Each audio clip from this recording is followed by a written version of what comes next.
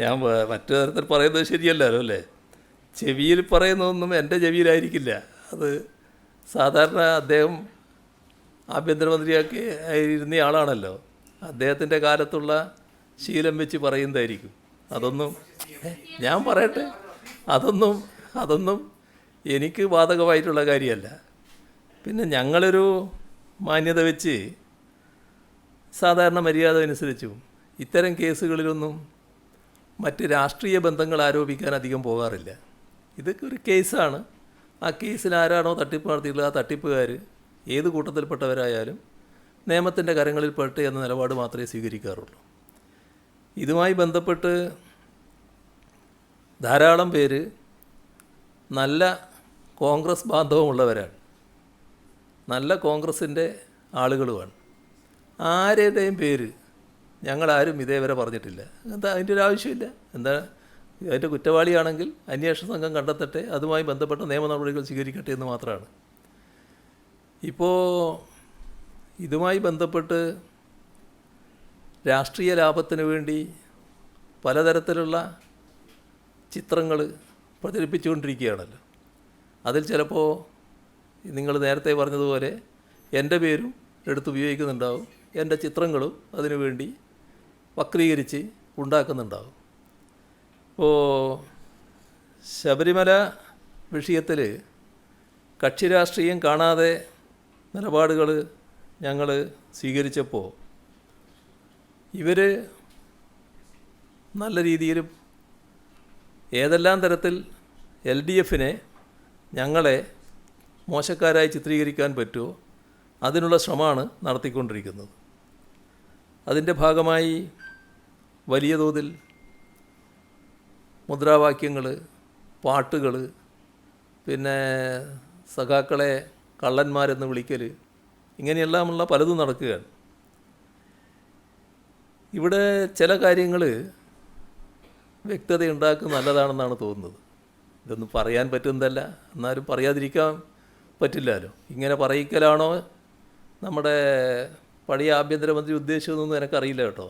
ഏതായാലും ചില കാര്യങ്ങൾ ഞാൻ പറയുകയാണ്, അദ്ദേഹവും കൂടി താല്പര്യപ്പെടുന്ന കാര്യമായതുകൊണ്ട് പറയുന്നതാണ് നല്ലതെന്നാണ് തോന്നുന്നത്.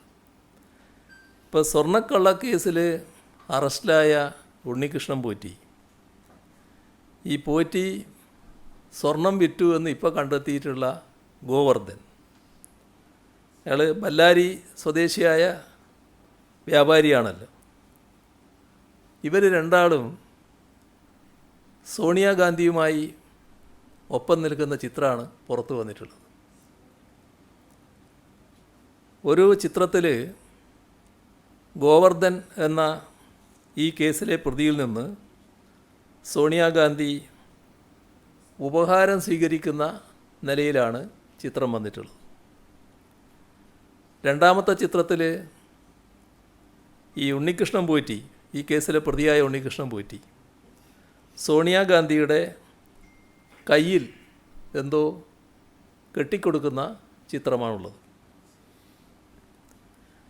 അതിൻ്റെ കൂട്ടത്തിൽ തന്നെ ശബരിമല ഉൾക്കൊള്ളുന്ന പത്തനംതിട്ട MP ആൻ്റോ ആൻ്റണി, പത്തനംതിട്ട ജില്ലക്കാരനും നിലവിൽ ആറ്റിങ്ങൽ MP അടൂർ പ്രകാശ്, അവർ സോണിയാഗാന്ധിയുടെ ഒപ്പമുണ്ട് താനും. ഇതിൽ സോണിയാഗാന്ധി രാജ്യത്തെ തന്ത്രപ്രധാന സുരക്ഷയുള്ള ഏതാനും ചിലരൊരാളാണ്. അവരുടെ അപ്പോയിൻമെൻറ്റ് ലഭിക്കാനുള്ള കാലതാമസത്തെപ്പറ്റി ഒരുപാട് കോൺഗ്രസ് നേതാക്കൾ തന്നെ പരാതി പറഞ്ഞിട്ടുണ്ട്. ഇന്നും കേരളത്തിൽ ലീഡർ എന്ന വിശേഷണ പദത്തോടെ സാധാരണ കോൺഗ്രസ്സുകാരെല്ലാം വിളിക്കുന്ന K. കരുണാകരൻ നേരത്തെ പറഞ്ഞത് ഓർമ്മയില്ലേ?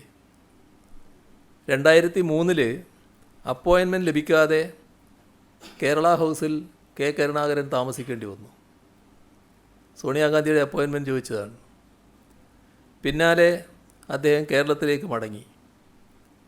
ഇവിടെ എത്തിയതിന് ശേഷം അതിലുള്ള നീരസം അദ്ദേഹം പരസ്യമാക്കി. നിങ്ങൾ ചിലരൊക്കെ ആ കാലത്തും ഈ പ്രവർത്തനം നടത്തുന്നവരാണല്ലോ, നിങ്ങൾക്കറിയാവുന്നതായിരിക്കുമല്ലോ അത്. ഇപ്പോൾ കോൺഗ്രസ്സിലല്ല, നേരത്തെ ആസാം മുഖ്യമന്ത്രിയും പഴയ കോൺഗ്രസ് നേതാവ് ഹിമന്ത ബിശ്വ ശർമ്മ ഇതേ ഗാന്ധി കുടുംബത്തിൻ്റെ അപ്പോയിൻമെൻറ്റിന് വേണ്ടി ശ്രമിച്ചു, ലഭിച്ചില്ല.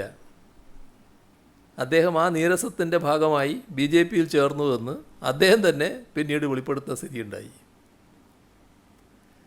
അരുണാചൽ പ്രദേശിലെ കോൺഗ്രസ്സിലെ നിയമസഭാ കക്ഷി മുഴുവനായിട്ട് തന്നെ BJPയായി മാറി. അതിനു പിന്നിലും ഈ അപ്പോയിൻമെൻറ്റ് ലഭിക്കാത്തതായിരുന്നുവെന്ന് കാരണമെന്ന വാർത്ത ആ ഘട്ടത്തിലുണ്ടായി. ഇത് ഞാൻ പറയുന്നത് രാജ്യത്തെ മുൻനിര കോൺഗ്രസ് നേതാക്കൾക്ക് പോലും അപ്പോയിൻമെൻറ്റ് ലഭിക്കൽ എളുപ്പമല്ല, സോണിയാഗാന്ധിയുമായുള്ള അപ്പോയിൻമെൻറ്റ് ലഭിക്കൽ.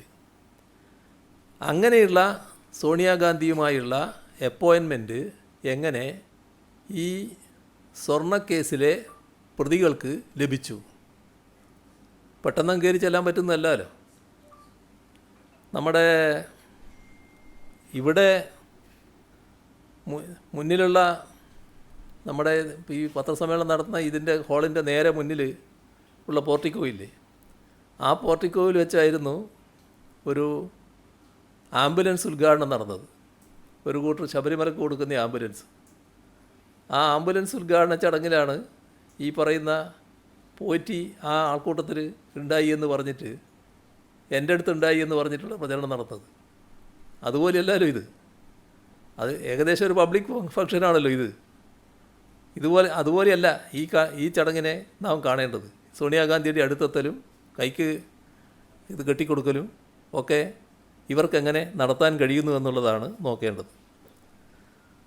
സോണിയാഗാന്ധിയുടെ വസതിയിൽ ഇവരെയും വിളിച്ചു കൊണ്ടുപോകാൻ മാത്രം അടൂർ പ്രകാശിനും ആൻറ്റോ ആൻ്റണിക്കും എന്ത് തരം ബന്ധമാണ് ഇവരുമായിട്ടുള്ളത്? ഈ പോറ്റിയുമായും ഗോവർദ്ധനുമായും എന്ത് തരം ബന്ധമാണ് അവർക്കുള്ളത് എന്ന് അവരല്ലേ വ്യക്തമാക്കേണ്ടത്. UDF ഭരണകാലത്തെ ശബരിമലയിൽ നടന്ന പ്രധാനപ്പെട്ട ചടങ്ങുകളിൽ ഈ പോറ്റിയും ഗോവർദ്ധനും എങ്ങനെയാണ് പ്രധാന പങ്കാളികളായത്? അതും പ്രതിപക്ഷ നേതാവും മുൻ പ്രതിപക്ഷ നേതാവും ജനങ്ങളോട് പറയേണ്ട കാര്യമാണ്. ഇതൊക്കെ മറച്ചു വെച്ചുകൊണ്ട് മറ്റ് പ്രചരണം നടത്തുന്നതിന് വലിയ അർത്ഥമുണ്ടോ? ഞങ്ങളിതൊന്നും പറയാൻ ഉദ്ദേശിച്ച കാര്യമല്ല, പക്ഷേ ഇതൊക്കെയാണ് വസ്തുതകൾ എന്നുള്ളത് നമ്മൾ കാണണം. അതാണ് എനിക്ക് പറയാനുള്ളത്.